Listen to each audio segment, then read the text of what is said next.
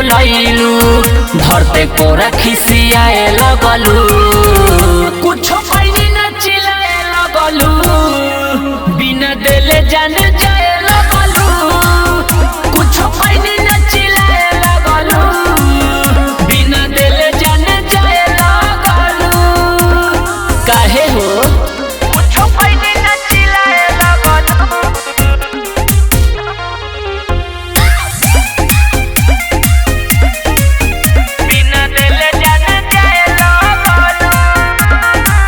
ओह प्यार होई हमसे बता के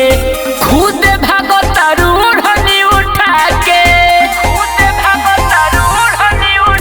अरे इतना डरैबू पता जे रही तोहर दीवाना ना आवेला कोही एने उने भरा नाए लगलू हमारा से नसाए लगलू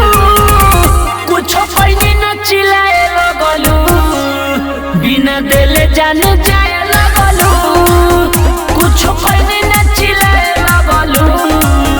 बिना देले जान जाए लगलू कुछ पैनी न चिल्लाए लगलू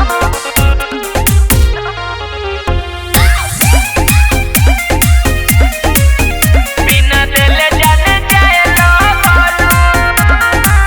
बड़ी आस रहे छोटू सरगम के आज प्यार होई जान सुना जम के अरे यहाँ तो दिलू तू दूसर खेला एको बार